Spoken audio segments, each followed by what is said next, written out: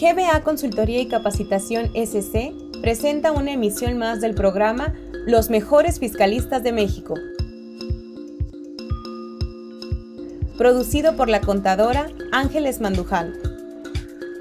El tema en esta ocasión, los puntos más relevantes de la reforma fiscal, con la participación especial del licenciado Enrique Patiño Magnani, quien es licenciado en Derecho y maestro en Derecho Fiscal con mención honorífica por la Universidad Panamericana. Posee un diplomado en Derechos Humanos y Amparo por la Escuela Libre de Derecho y un diplomado en Estudios Europeos por la Universidad de Navarra, España. Fue ganador del Certamen Nacional de Ensayo Político en 2001, organizado por el Congreso de la Unión y la Secretaría de Educación Pública.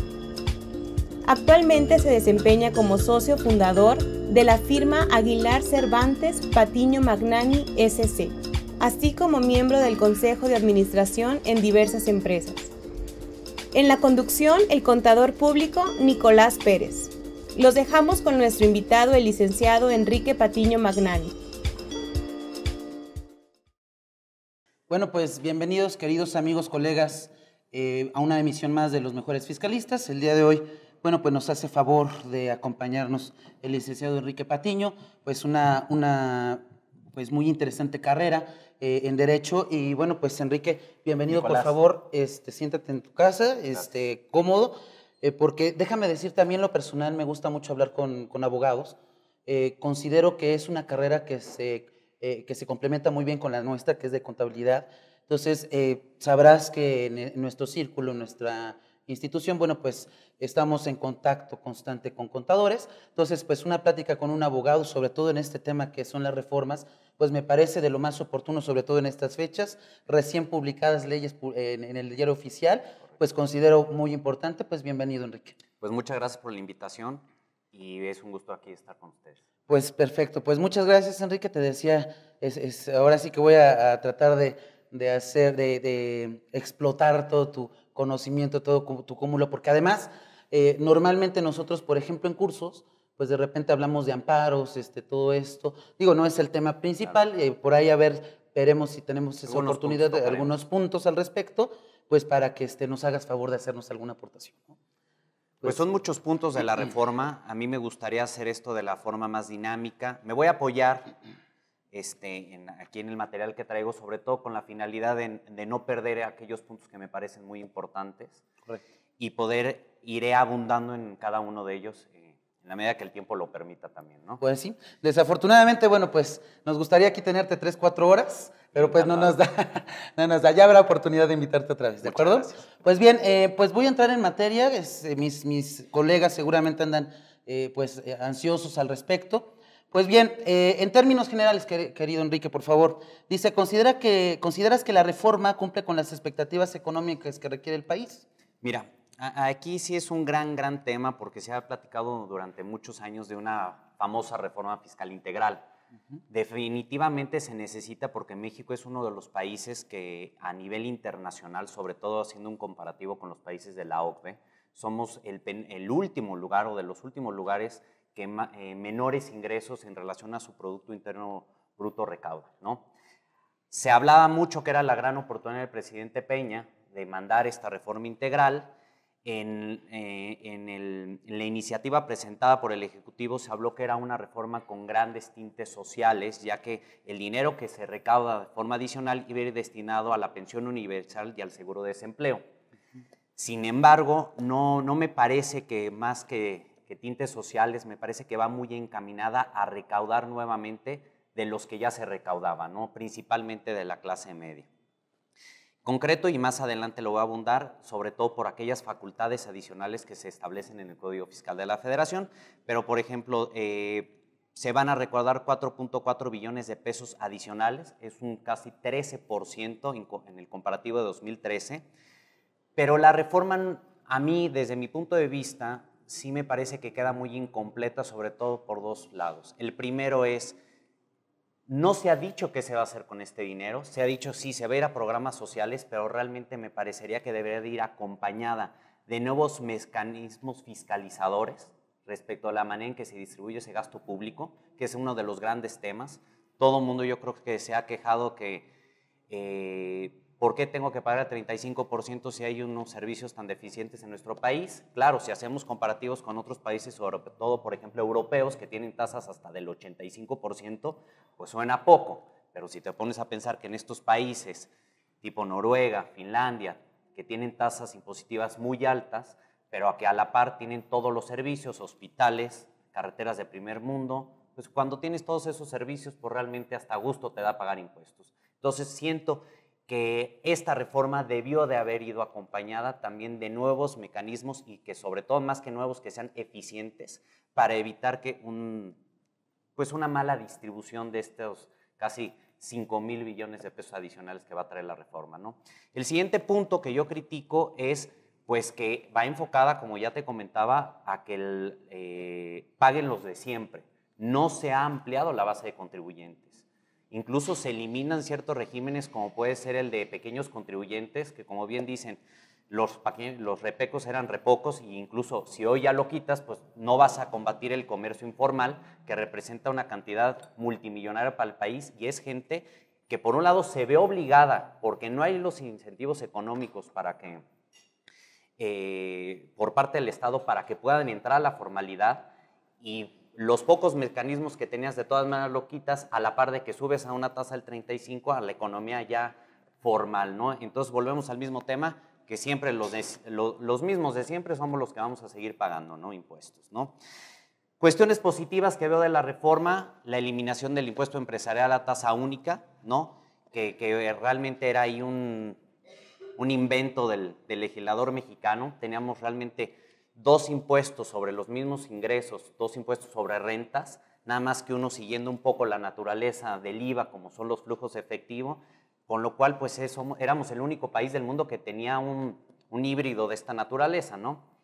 Sin embargo, no sé si sea el momento económico adecuado, que por un lado estás creando nuevos mecanismos fiscalizadores y sobre todo recaudadores para hacerte dinero y poder cumplir con todas las expectativas que se tienen en los próximos años, y quitas el IETU que comenzaba a partir de 2013 a ser un impuesto rentable para el Estado, ¿no? Por otro lado, también se quita el impuesto a los depósitos en efectivo, que ese sinceramente, y hablando de los mecanismos que se tenían para recaudar por parte de la economía informal, pues me parece que era un gran invento, ¿no? O sea, había gente, sobre todo esta economía, que eran los pocos mecanismos que se tenían para hacer que pagaran algo, lo que fuera, si eran tasas muy bajas, pero acaban contribuyendo con el gasto público, ¿no? Eliminas el IDE y pues ahora seguirán totalmente perdidos en la informalidad, ¿no? Además es importante que los controles, si bien se elimine el IDE, todos aquellos depósitos arriba de 15,000 pesos seguirán siendo informados al Servicio de Administración Tributaria por parte de las entidades financieras. Entonces, lo único que perdemos es la recaudación y el sistema de control sigue vigente, ¿no? Entonces, en términos generales, a mí me parece que son los pros, las contras y las críticas que tengo para la reforma en términos generales, ¿no? Correcto, perdón, nada más aquí aprovechando tu comentario en cuanto a esta expectativa de recaudación. Nosotros sabemos que, por ejemplo, el Ejecutivo cuando mandó su propuesta de reforma, pues en materia de IVA, pues hubo muchas propuestas de gravar de manera general situaciones que estaban contempladas como exentos antes de estos cambios en la Cámara de Senadores. ¿Qué opinión nos da sobre este cambio fuerte? Yo ahí en la parte de la Cámara de Senadores, pues ahí hubo muchas personas que levantaron la mano, dijeron, señores, el no gravamen, por ejemplo, o el gravamen, perdón, hablando de enajenación de casa habitación, ¿verdad? Esta situación sobre todo, hubo modificaciones fuertes de la Cámara del Ejecutivo a la Cámara de Senadores, y la Cámara de Diputados también hubo cambios al respecto. Hubo un cambio fuerte en dicha recaudación. ¿Qué opinión nos merece acerca del respecto? Mire, ese punto es muy interesante, ya que a nivel internacional, todos los organismos, llámese Banco Mundial, la propia OCDE, han establecido que lo más conveniente es reducir los impuestos directos, es decir, a las rentas, y fortalecer los impuestos indirectos, como es el tema del IVA. Y esa es la tendencia que se está siguiendo a nivel internacional, ya que es una forma rápida de recaudación y que te permite que tu economía nacional y, bueno, tu economía interna y por la época económica mundial que estamos viviendo fortalece a las empresas. En México, en lugar de seguir esa tendencia, ¿qué es lo que hicieron? Todavía, pues, me parece que se quedan muy cortos con el tema del IVA y robustecen el tema de los impuestos directos, ¿no? A las rentas. Con lo cual, pues, seguimos la contra de lo que se está haciendo en todos los demás países. Ahora, definitivamente considero que la solución recaudatoria en México y por el grave problema de la economía informal que tenemos es a través del IVA generalizado, alimentos, medicinas, tal, pero tiene que ir acompañado también de una reducción de las bases de las tasas del impuesto sobre la renta, ¿no? Entonces, coincido plenamente. Ahora, es muy interesante, por ejemplo, el tema de lo que sucede en las fronteras. Cuando hace algunos años se hablaba, y era la exposición de motivos que se presentaba para reducir el IVA en las fronteras, se hablaba de que era la única forma de tratar de competir con el vecino del norte, ¿no? Digo, los vecinos del sur realmente, digo, no es por hacerlos menos, pero no es una preocupación para el Estado mexicano, ¿no? Mi pregunta es, ahora, ¿qué situación ha cambiado con las ciudades fronterizas en relación al norte? No siento que estemos a la par o que seamos más competitivos, con lo cual mi duda es, pues, ¿qué vio el Ejecutivo Federal o la Cámara de Diputados para considerar que actualmente es el momento idóneo como para que puedan combatir? Fíjate, ¿no? que precisamente eso va mi comentario. En la exposición de motivos para establecer esa tasa fronteriza era precisamente la competitividad, situación que por supuesto actualmente no hemos visto un cambio importante como para mandar para atrás pues una tasa que efectivamente en algún momento y sobre todo para esos sectores podía ser beneficiosa para llevar a cabo dicha competencia.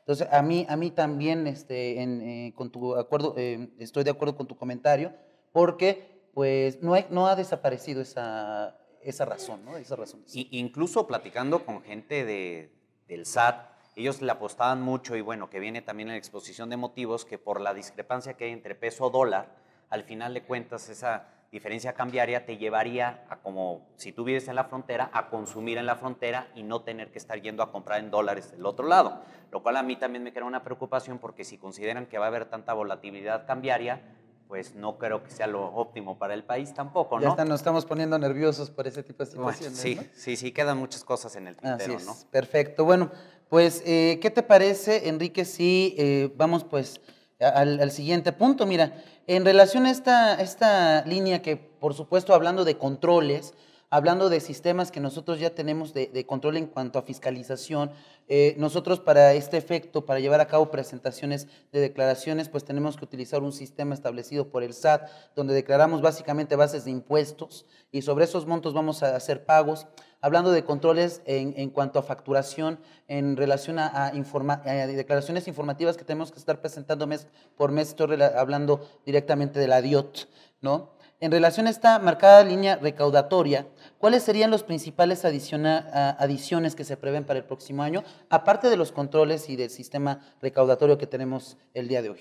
Mira, retomo mucho, bueno, algunos aspectos que comentabas, por ejemplo, el tema de IVA a colegiaturas, porque a mí me parece que lanzaron el gobierno federal dos bombas de humo para colar algunas cuestiones que son igual o todavía más trascendentes para el tema recaudatorio y que están en el Código Fiscal. Entonces, por un lado, sacaron el famoso tema de IVA a colegiaturas, que ya se iba a pagar impuestos a la renta por la venta de casa habitación, cuestiones que evidentemente y socialmente no iban a trascender. Los medios de comunicación se fueron mucho por esta línea y dejaron descubierta otra parte, que es por ahí donde yo siento que se vienen las principales cuestiones recaudatorias, ¿no? En el Código Fiscal de la Federación. Claro, al igual que en la Ley del Impuesto sobre la Renta y en el IVA, pero me parece que las facultades que se otorgan a las autoridades a partir del próximo año son realmente de mencionar, ¿no? Me gustaría, aquí tengo algunos puntos que me gustaría ir platicando contigo. Por favor. El primero de ellos sería, por ejemplo, el tema del buzón tributario, ¿no? Muy importante tema, considero. El cual, pues, me parece que no atiende a la realidad económica del país. ¿En qué consiste? Pues que ya a través de un correo electrónico, todas las personas físicas y morales que estén inscritas en el RFC tendrán un correo electrónico que podrás accesar por el portal del SAT y ahí te notificarán absolutamente cualquier tipo de requerimiento, inclusive resoluciones determinantes, que más adelante quisiera hacer otros comentarios, ¿no? No me parece que sea el momento adecuado para hacerlo, ya que pues no todas las personas pues, están obligadas ni a tener un correo, ni todas las personas tienen acceso a un correo electrónico, ¿no? Entonces, a mí me parece que el legislador se olvida que tenemos un país con bastantes millones de pobres, que claro, ellos no pagan impuestos, pero yo les doy un ejemplo. ¿Qué pasa si yo decido por cuestiones de trabajo o nada más a nivel personal salir de vacaciones? Salgo de vacaciones, llevo planeando 5 años este viaje, me voy a Europa 1 mes y medio. No tengo obligación, son mis vacaciones, o incluso de trabajo. O puede ser que no tenga obligación y no quiera estar revisando mi correo electrónico, o no tenga acceso a mi correo electrónico. Y cuando llego yo de vacaciones, sorpresa, ya tengo un crédito fiscal que quedó firme, o no atendí un requerimiento y entonces ya tengo otro problema, ¿no? Entonces, a mí sí me parece que eso en la práctica va a generar muchos problemas. El famoso buzón tributario que me lleva también al tema de las revisiones electrónicas, ¿no? Que eso, sí. Te puedo, perdón, ahí quisiera escuchar tu opinión porque considero que la mayoría de los colegas tenemos esta duda y bueno, aprovechando tu experiencia en materia de derecho, durante muchos años nosotros los contadores sí tenemos perfectamente claro esta situación. Es muy importante verificar que la persona que nos emite algún acto pues tiene facultades para hacerlo. Y para esto, bueno, pues nosotros, a partir de los comentarios que nos han hecho los abogados, pues tenemos claro que es importante verificar que la persona tiene esas facultades y eso lo hacemos pues a través de una firma autógrafa.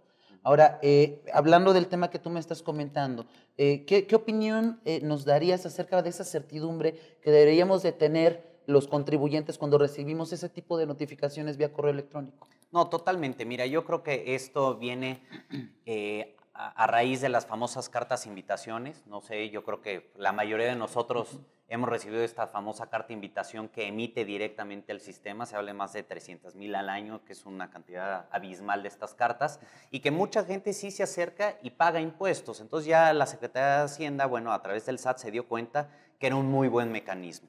¿Qué es lo que están haciendo ahora? Legalizarlo. ¿Me funcionó? Lo legalizo, ¿no? Evidentemente esto, y hay que ver qué dicen nuestros tribunales, pues viola muchas garantías de seguridad jurídica y pues hasta de acceso a la justicia, ¿no?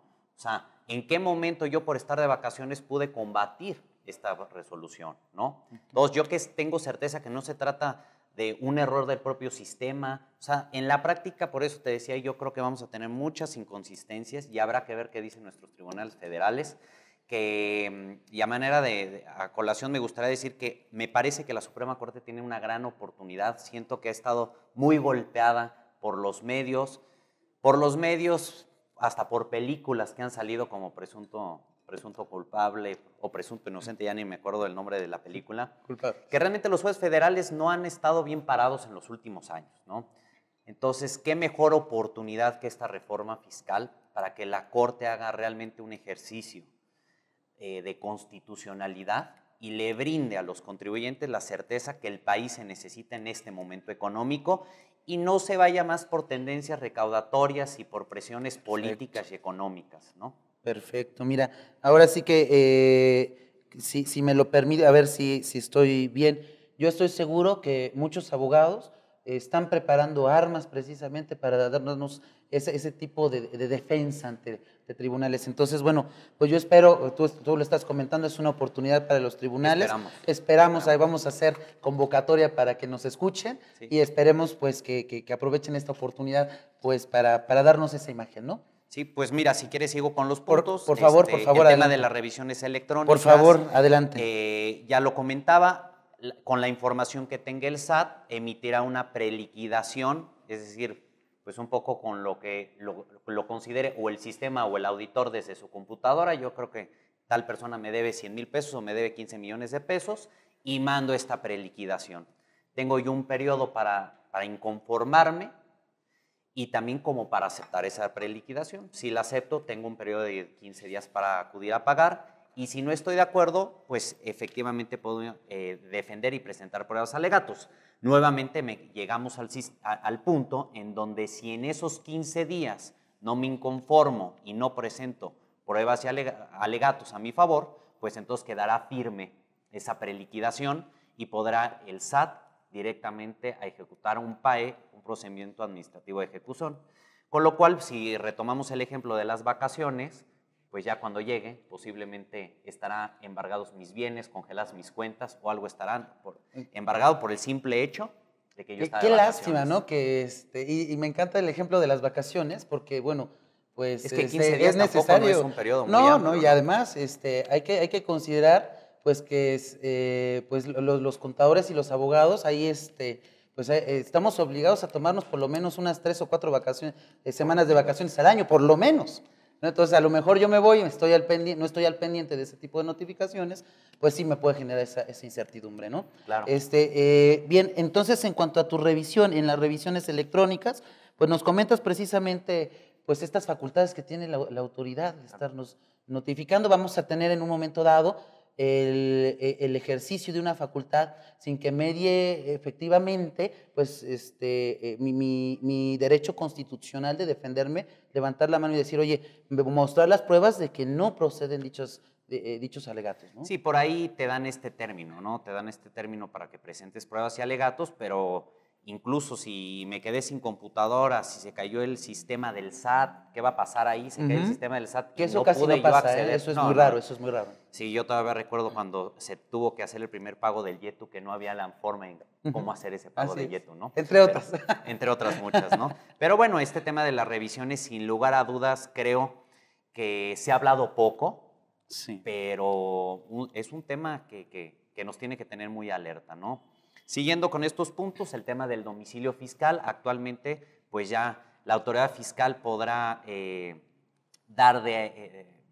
domicilio fiscal, perdón, ahora ya se podrá tomar el domicilio que venga en los estados de cuenta que emitan las entidades financieras, ¿no? Esto también, y ahí es otro más de los ejemplos que vamos a ver a lo largo de las implicaciones que tiene la reforma, que es legislar por castigo, ¿no? Hay muchos contribuyentes que se les olvida dar cambio de domicilio o simplemente por estrategia para evadir el pago ante un crédito ya fincado se cambian de domicilio. ¿Sabes qué? Nos quitamos de problemas, tomo el domicilio como fiscal, aquel que viene en tus estados de cuenta, ¿no?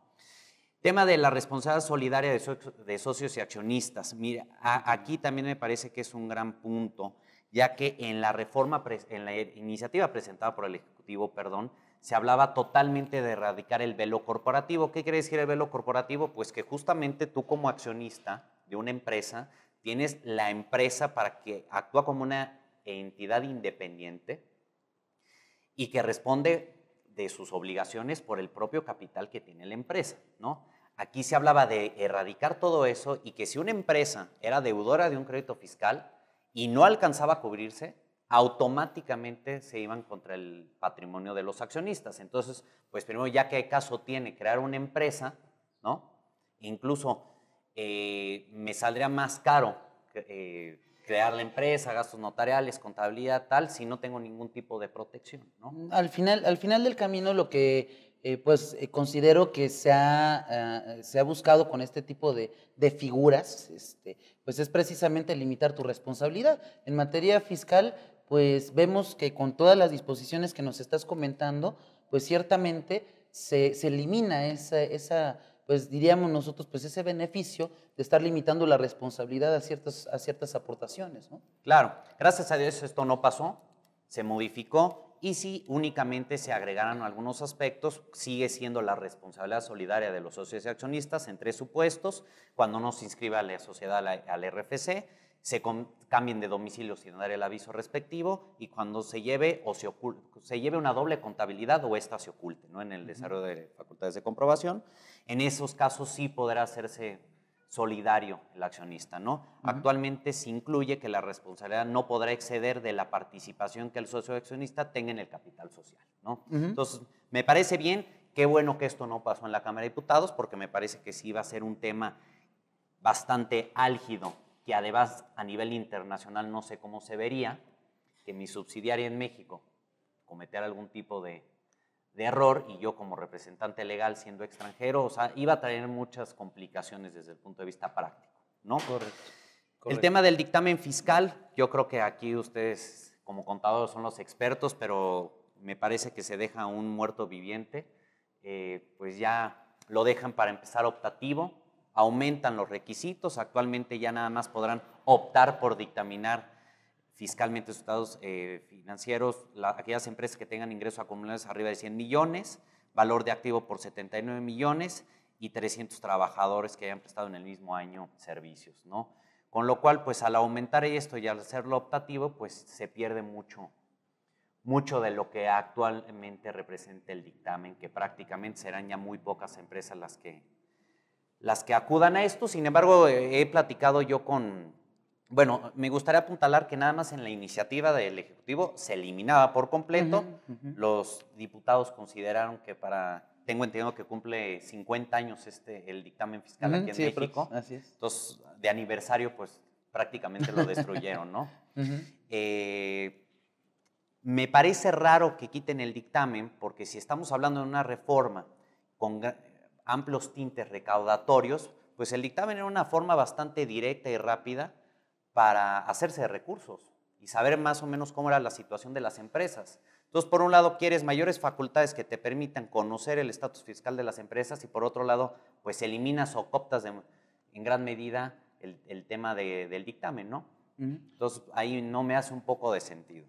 Pues fíjate, ahí nada más como comentario personal, considero, y de hecho se hizo el comentario precisamente en la exposición de motivos, que pues muchos de los dictámenes que nosotros firmábamos, pues muchos no tenían observaciones trascendentes al final del dictamen. Pero bueno, considero que no es del todo correcto este tipo de situaciones. Hay algunos contadores, estábamos muy inquietos, creo que todavía tenemos un margen ahí, porque de repente, como tú bien dices, pues estábamos inquietos en cuanto a trabajo. Claro. Considero que de todas maneras vamos a tener muchísimo, porque hay muchos temas que creo que todavía vas a comentar. Me voy a reservar un poquito, porque estoy seguro que vas a hacer algunos comentarios al respecto, Enrique. Sí, por favor. Yo también platicando con contadores me dicen que sí les pega invariablemente, pues hay algunas empresas que al ya no ser obligatorio dejarán de hacerlo, pero hay empresas que a nivel interno sí lo requieren para saber realmente la situación pues interna que viven las empresas, ¿no? Entonces, digo, me da gusto que compartas esa opinión de que siguiera el tema del dictamen. Pues ahí vamos. Bien, entonces, ¿algún otro punto en materia de código estamos? Sí. Por ejemplo, quisiera comentar el tema de la revisión secuencial, que viene muy a colación el tema del dictamen. Claro, a mí me parece que es uno de los puntos cruciales por los cuales el legislador quita o coopta mucho el tema del dictamen fiscal, ya que generalmente las autoridades hacendarias al momento de ejercer sus facultades revisoras cometían muchos errores en cuanto a los tiempos, procedimientos, que primeramente tenían que ir a cuestionar y revisar el dictamen del dictaminador y para posteriormente poder acudir con el contribuyente. En ese inter cometían muchas irregularidades que permitía a los contribuyentes defenderse por cuestiones formales. Entonces, a mí me parece que es uno de los puntos con los cuales dicen, bueno, si me crea muchos problemas en los juicios, pues mejor lo elimino, ¿no? Puede ser, claro, puede ser alguna de las razones por las cuales se intentaba, ¿no?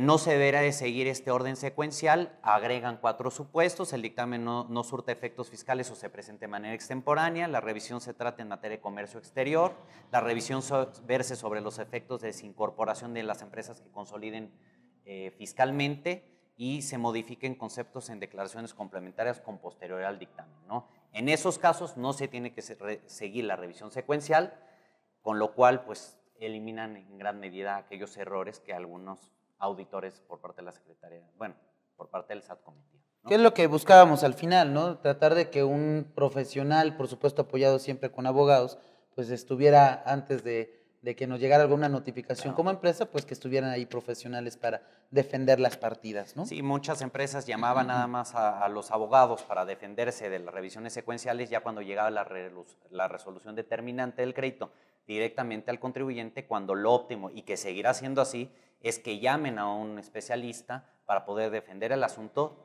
desde el primer requerimiento que se haga al contador público, ¿no? Que haya certificado la que haya emitido los estados financieros. Claro, que siempre es importante y estoy seguro que muchos de nuestros colegas así lo hacen. Bueno, antes de aprobar alguna medida en algún dictamen, pues siempre estamos apoyados por expertos en derecho. Claro. Mira, por cuestión de tiempo me saltaré algunos puntos. Por favor.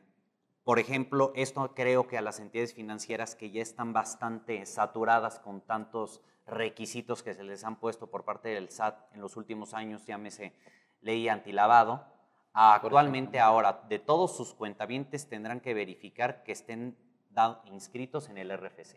O sea, tendrán que verificarlo cómo, pues todo eso se reenvía a resolución miscelánea, pero bueno, es una obligación adicional que tendrán las entidades financieras. La presunción de existencia de operaciones, este punto sí me gusta comentarlo porque me parece crucial. En el artículo 69b se permite a las autoridades hacendarias que en el uso de sus facultades fiscalizadoras, si detectan alguna operación que a su juicio sea simulada, es decir, y me permito leer la parte conducente que dice que no cuenten con los activos o con la infraestructura para prestar el servicio o producir los bienes que aparan los comprobantes fiscales, ¿no?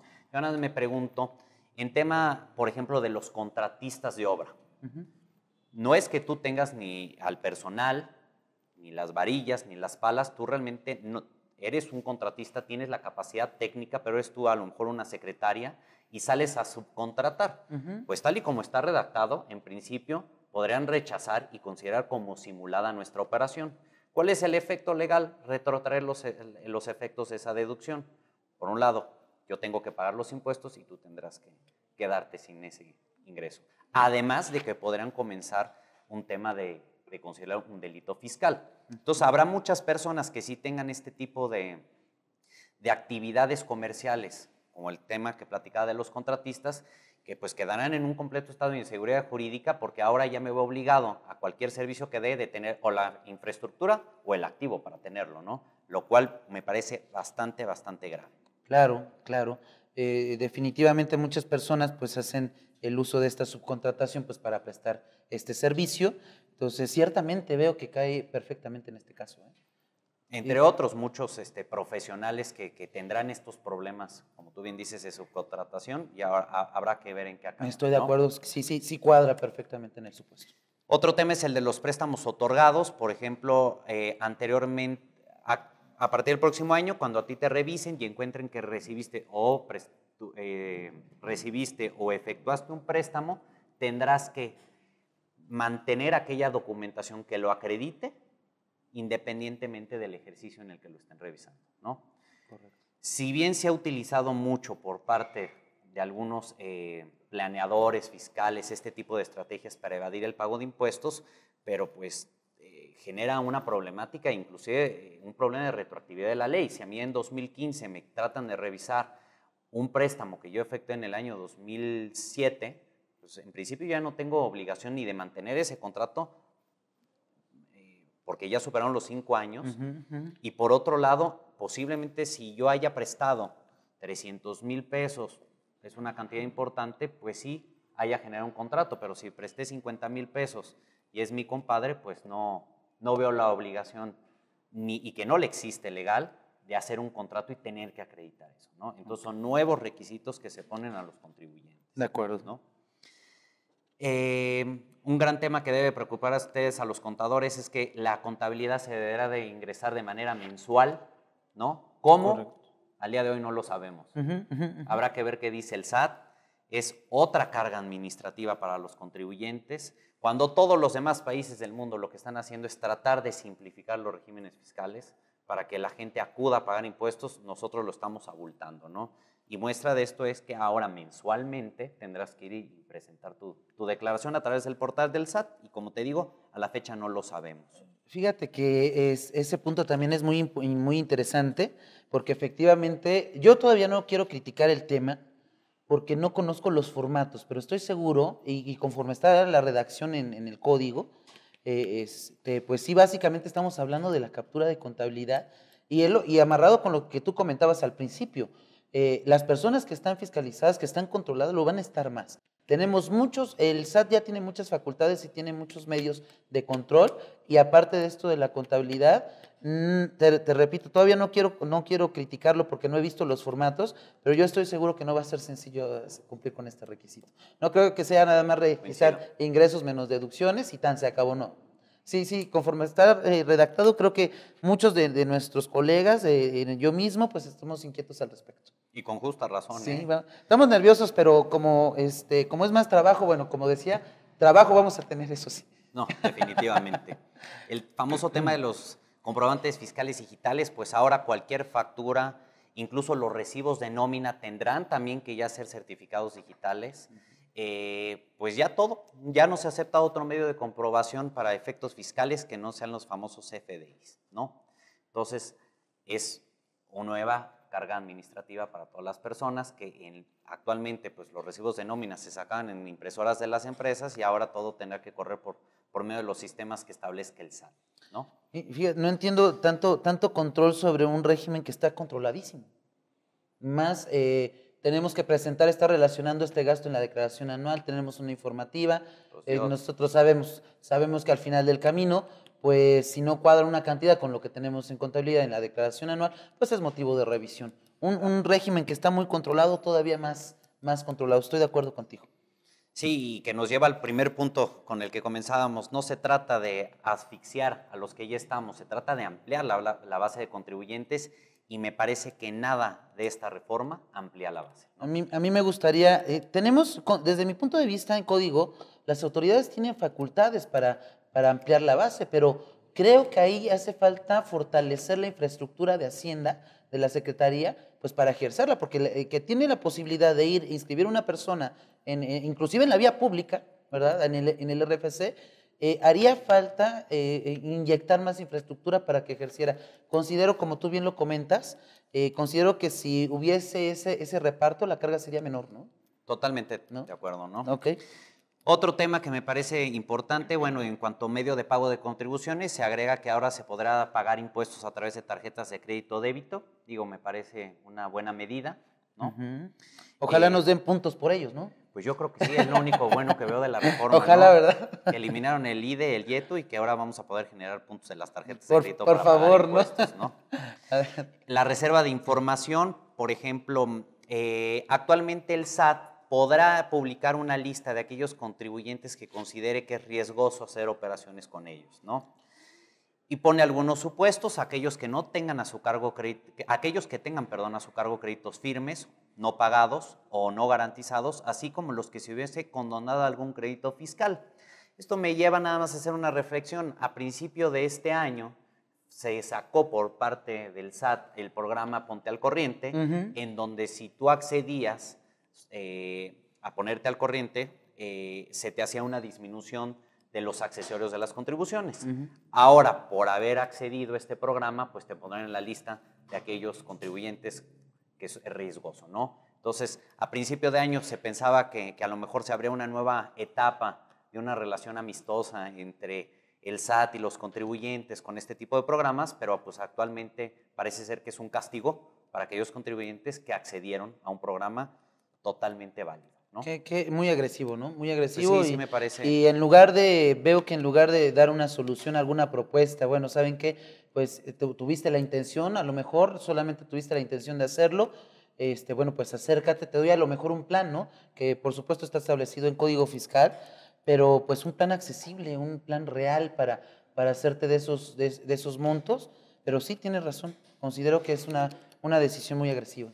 Y un poco contradictorio, ¿no? Por un lado te invitan y después vienen y te sancionan el siguiente año. Pero bueno, en temas de delitos fiscales, el tema de la simulación de operaciones, este tema que hablábamos, que si no tengo yo la infraestructura, podré caer yo en un tema de simulación, se pone ya en el Código Fiscal. También, si bien no se puso la famosa cláusula antielusión, que la elusión no es otra cosa de utilizar los mecanismos legales o aquellas lagunas que te permite, que están en la ley para tener un menor pago de impuestos, que no es un delito, ¿no? No es lo mismo que evadir el pago de impuestos. Aquí es a través de una estrategia legal. Sin embargo, la iniciativa del Ejecutivo Federal quería modificar el artículo 5 para que si tú eludías que que ya vimos que es un tema legal. Claro. El pago de impuestos, te hicieras responsable, ¿no? Tú como Claro. asesor. No lo metieron por ahí, pero sí a través de los delitos fiscales, en donde se establece que las personas que dado de un contrato o convenio desarrollen una actividad independiente, es decir, asesores, propongan, establezcan o lleven a cabo por sí o por interpósita persona actos, operaciones o prácticas de cuya ejecución directamente derive de la comisión de un delito, pues se considera como tal, ¿no? Entonces, no se puso en el artículo 5, pero pues sí se pone en área de delitos fiscales. Perdón, que tiene su historia, ¿no? Este intento de meterlo desde hace ya algún tiempo, esta cláusula de elusión precisamente, en cuanto a inclusive si no mal recuerdo, esto está contemplado en tribunales, esto de la prevalencia de la forma sobre el fondo, ¿no?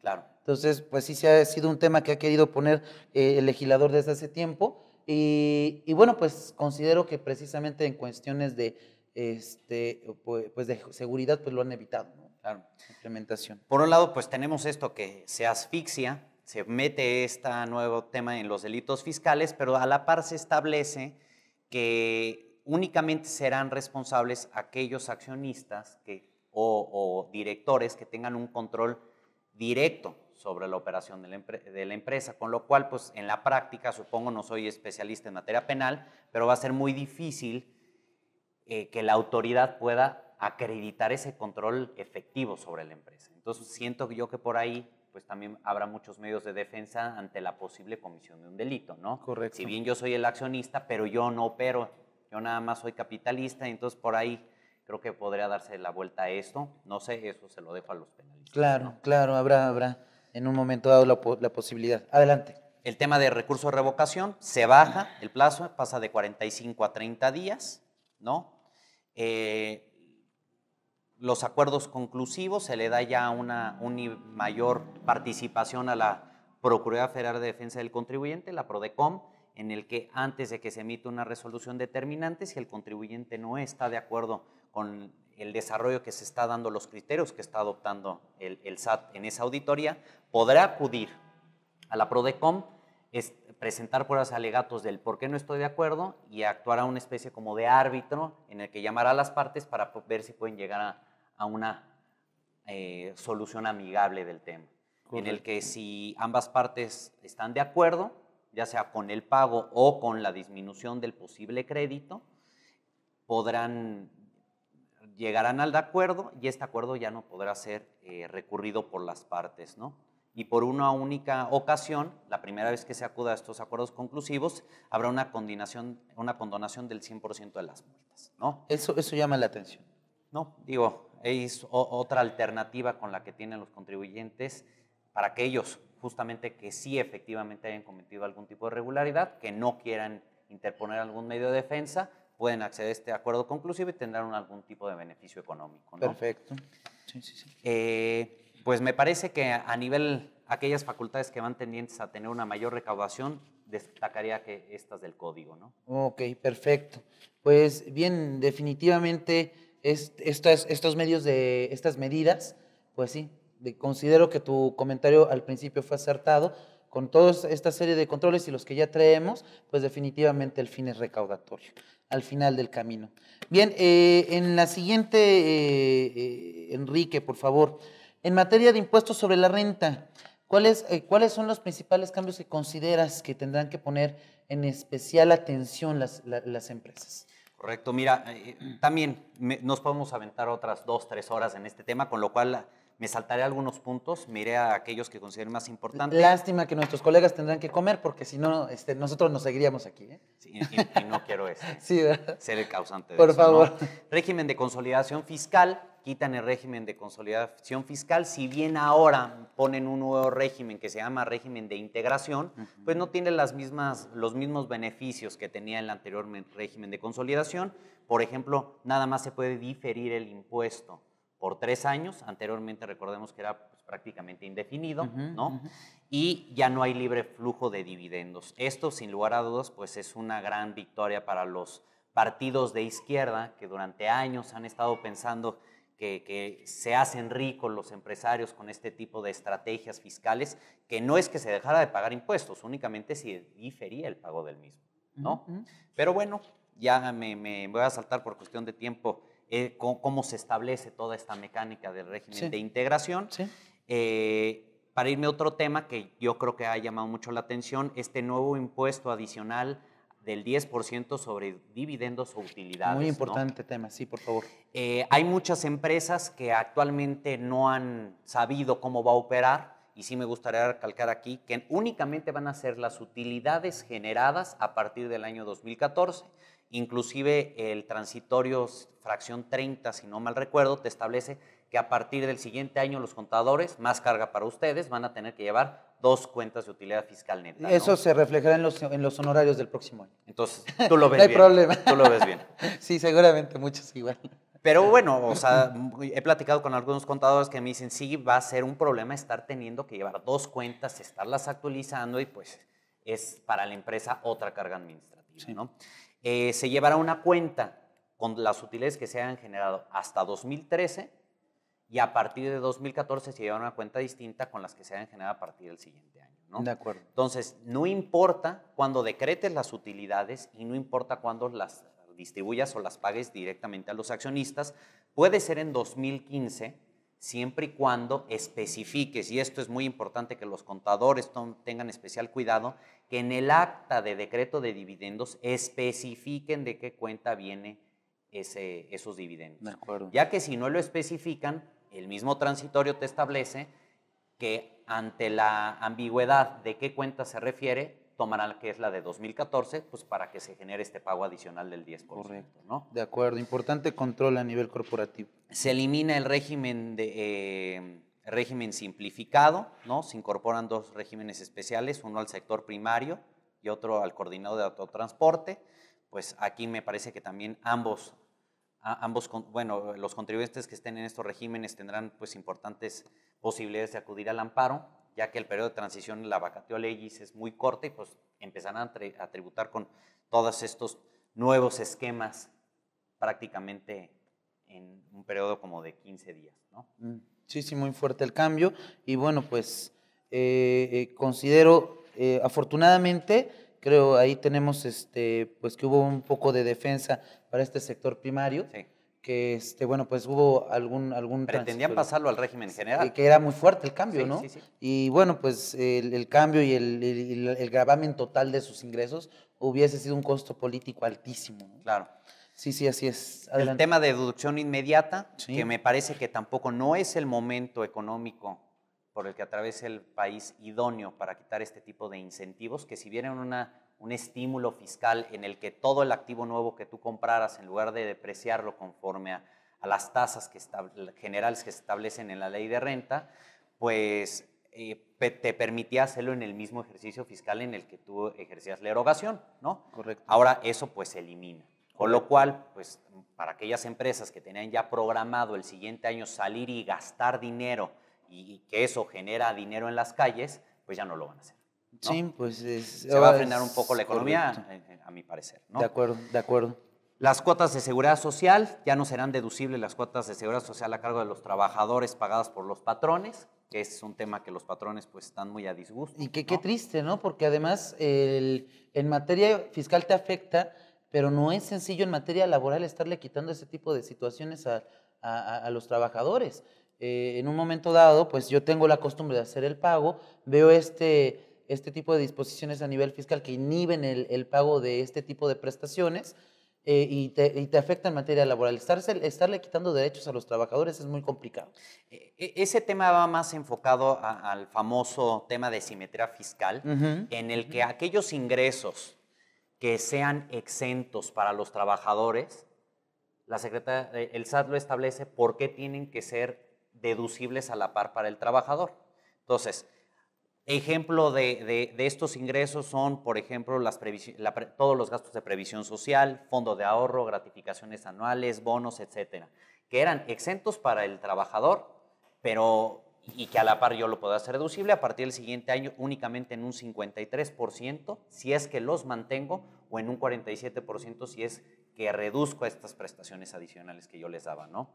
Con lo cual, pues iba a generar una contraposición con la Ley Federal de Trabajo, porque yo a un trabajador no le puedo quitar ciertos derechos adquiridos. Por otro lado, el impacto económico, a lo mejor ya no puedo sostener este tipo de prestaciones. ¿Y qué es lo que muchas empresas van a optar por hacer? Integrarlo a salario para poder hacerlo deducible, y máxime que pues, ahora ya no hay IETU, ¿no? Correcto. Entonces correcto. es una manera como que se le puede dar la vuelta. En deducción de automóviles baja del 175 a 130 mil pesos, pues, prácticamente el valor de una moto, ¿no? Entonces tampoco ya no se va a incentivar mucho el sector automovilístico en nuestro país, ¿no? En lugar de llevar a cabo una actualización, nos recortan el monto, que los 175,000, tenemos años con ese monto, tendría que haber habido una actualización y por el contrario, nos quitan ahí un 130 monto, mil ¿no? pesos, ¿no? Pero Pues ya ni un austero, pues. Las enajenaciones a plazo, a partir del siguiente año, ya no se va a ser conforme a lo cobrado, sino en el momento en el que se genere la venta. Que eso a las empresas, que hay muchas en este país por la economía que tenemos, que hacen este tipo de ventas, y actualmente pues eso a nivel financiero les va a afectar importantemente. A los ¿no? usuarios también, ¿no? ¿No te parece? Sí. No sé, al momento de estar absorbiendo el riesgo de la cartera, adicionalmente con el financiamiento del impuesto que van a tener que pagar estas empresas, pues seguramente al final del camino, pues los usuarios que acuden a este tipo de créditos para hacerse de sus enseres domésticos, pues estoy seguro que lo van a tener que absorber. Totalmente de acuerdo. Y otra vez caemos en una contradicción. Se está promoviendo el famoso tema del Buen Fin, que de Buen Fin en Estados Unidos, donde realmente sí hay descuentos hasta del 80-90%. Aquí en México son descuentos muy bajos, muy raquíticos, pero que sí se amplían las ventas a plazo, ¿no? Hasta 3 años te doy para pagar. Lo único que desde mi perspectiva es que la gente se endeuda, pero que sí representaba ventas importantes a plazos para las empresas, pero ahora con este cambio ya no sé cómo lo vayan a tomar o si se siguen dando estas prestaciones del Buen Fin. Sí, sí, ¿no? va a estar complicado. Se quita y pues mira, a nivel empresa yo creo que serán los puntos más relevantes. Hay otros, pero no creo que nos dé tiempo de abordarlos todos, ¿no? Perfecto. Mira, un tema que a mí me llama mucho la atención, Enrique, no quisiera irme sin platicarlo. En relación a las personas físicas, Enrique, la reforma en materia de impuestos sobre la renta para las personas físicas, sobre todo quisiera concentrarme en este punto porque es un tema, pues tú sabes, ya lo comentaste al principio, la eliminación del repeco, Claro. la eliminación del régimen intermedio. No quisiera irme sin comentar estos puntos. ¿Qué opinión tienes acerca de la reforma en materia en relación a personas físicas? Mira, nuevamente asfixiemos a los pocos que Correcto. ya pagamos. Se considera que una persona que gana más de 60,000 pesos son ricos. A lo mejor se oye mucho, pero yo nada más me pregunto, una persona que paga 15,000 pesos o 10,000 pesos de renta, tiene 2 hijos en la escuela, paga transporte escolar, paga hospitales, seguros médicos, tal, pues si saca las cuentas a lo mejor para ahorrar apenas sale, ¿no? Claro. Y no es que sea una persona que sea rica. Pero bueno, pues la iniciativa sí los considera que son los ricos los que más deben de pagar, ¿no? Entonces, se suben las tasas progresivas, 32% para aquellas personas que reciban ingresos más o menos en promedio, como está el salario mínimo arriba de 62,000 pesos, 34% para aquellos que reciban a partir del siguiente año 83,000 pesos y 35% para aquellos que reciban más de 250,000 pesos mensuales, ¿no? Correcto.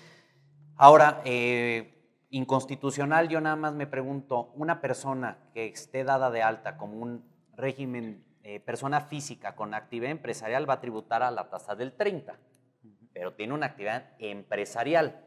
Ahora, un abogado que gane, o un contador, o un doctor que gane arriba de 250,000 pesos, en principio se esperaría que la persona física con actividad empresarial va encaminada a eso, tenga mayores ingresos que el profesionista, ¿no?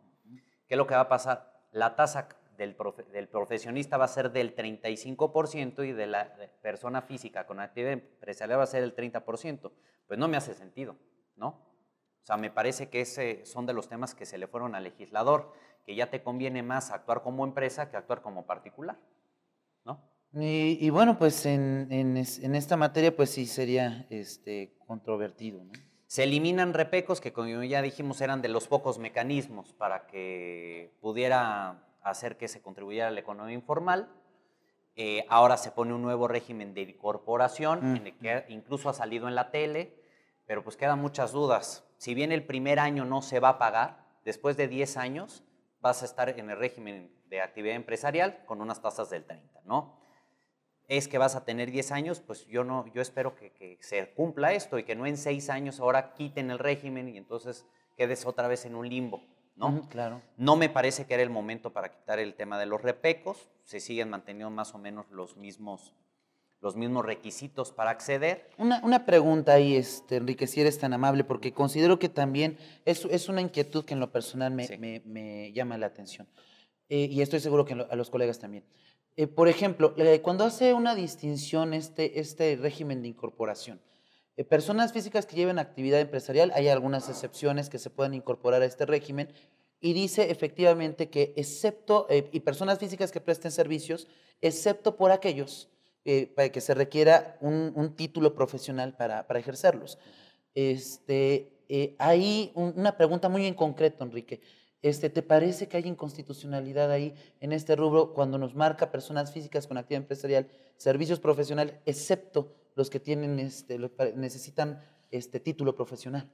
Mira, al final de cuentas es un régimen optativo, ¿no? Ajá, que al crearte ciertos beneficios, me parece que una posible resolución por parte de la Corte sería, bueno, pues si no te quieres acceder a este régimen que te da estos beneficios, vete al régimen general.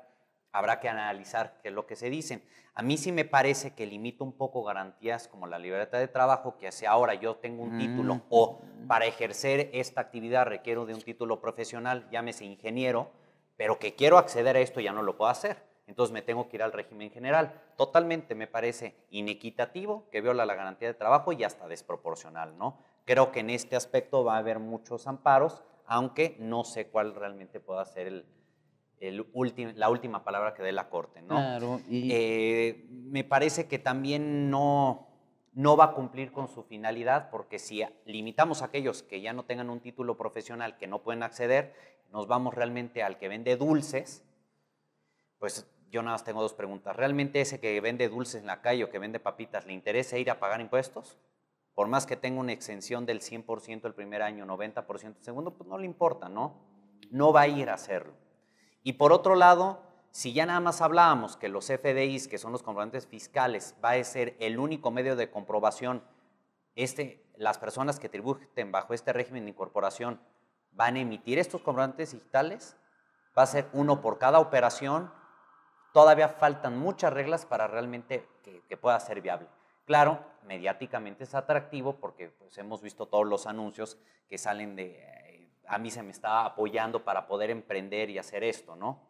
Pero si soy yo un emprendedor, un ingeniero y quiero poner una pequeña tienda de aires acondicionados, pues no lo puedo hacer, ¿no?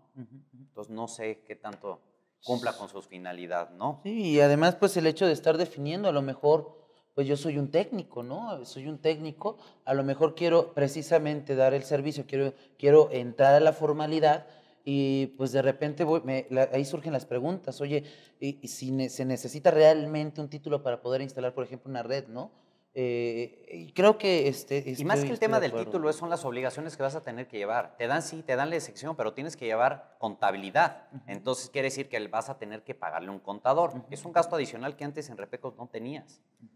Entonces, nuevamente vamos a tener que tener un problema y en el tema del IVA no está exento. Entonces, sí quiere decir que tú sales, trasladas el impuesto y tienes que estar haciendo tus pagos de IVA. Sí. Son temas importantes y como tú lo dices, bueno, yo creo que ya me estás abriendo las puertas para invitarte otra vez, porque, oye, sería interesante, después de un tiempo, por supuesto, pues ver qué posición han tomado los tribunales al respecto, ¿no? Claro. Eso va a ser muy, muy interesante. Encantados. Mira, los primeros amparos se estarán presentando a principios de febrero, aquellos que sean autoaplicativos, heteroaplicativos en la medida que se vengan los primeros pagos, y a partir de ahí yo calculo que unos 2 años con los tiempos que se manejan como para saber qué va a pasar. Pero bueno, sí, los primeros criterios yo creo que se podrán tener a finales de 2014 y con todo gusto venimos aquí de a todas maneras, ¿no? antes tendrías que estar por aquí, ¿no? Me encantó la vida. Casa habitación se reduce a 3,5 millones de pesos. Ya quien venda una casa mayor a este monto tendrá que pagar el impuesto a la renta, vía notario que se lo recaudará. Ganancia por enajenación de acciones en bolsa, nuevamente gravada al 10%. Se ha hablado mucho que esto puede desincentivar la compra de acciones que tanto le ha costado a la bolsa, meterlo entre el gran público inversionista. Sinceramente no creo que esto sea. Para que no hubiera una desbandada, me parece que fue acertado o que se pudiera determinar el costo fiscal de la acción o que se tomaran las últimas 22 cotizaciones. ¿Qué pasaba? Si yo compré una acción en 5 y la voy a vender en 100, pues la vendo en diciembre, antes de que entre la reforma, para no tener que pagar este 10% de impuesto. Se dieron cuenta de eso y dijeron, bueno, véndela cuando quieras y nada más tomamos las últimas 22 cotizaciones, que a lo mejor las últimas 22 me dan un promedio de 90 y ya nada más sobre el 10% tengo que yo pagar impuestos y no sobre el 95, que es el ejemplo que yo puse, ¿no? Correcto, correcto. Deducciones personales, otra gran crítica y que también va a ser objeto de amparos. Ahora nada más se topa a 10%, ¿no? O a 94,550 pesos aproximadamente. Gastos honorarios médicos, dentales, hospitalarios, funerarios, pues ya eran de las pocas cuestiones que tenían las personas físicas, la clase media, que pudiera deducir en su declaración anual este tipo de conceptos e incluso tener derecho a una devolución, y ahora lo topan a 100,000 pesos, ¿no? Sí, entonces una persona que gana al año 100,000 al año, unos 500,000 pesos, ya nada más podrá meter estos 100, como ¿no? deducción, sobre el otro, pues se perderá, ¿no? Correcto.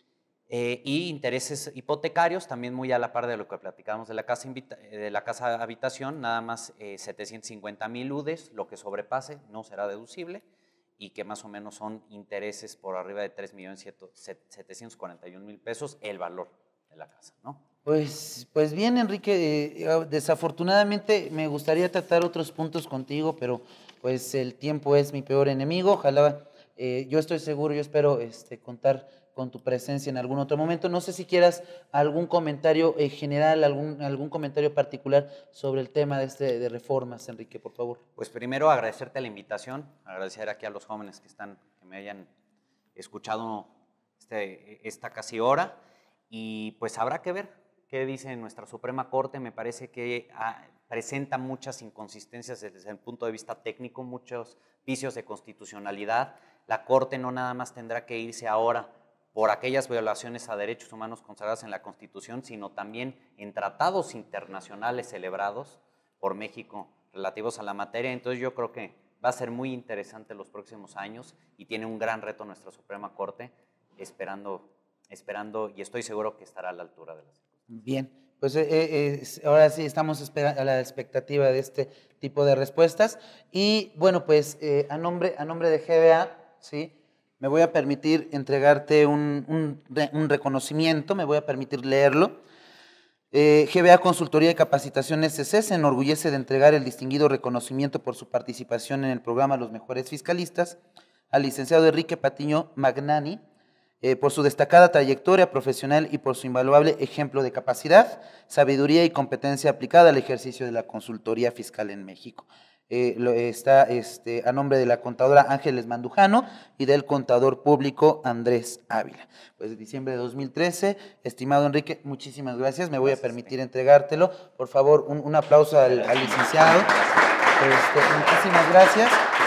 Bueno, queridísimos amigos, los esperamos en la próxima emisión de Los Mejores Fiscalistas. Muchísimas gracias y que pasen buena tarde. Es así como presentamos una emisión más de Los Mejores Fiscalistas de México. Esperamos contar con su presencia la próxima semana.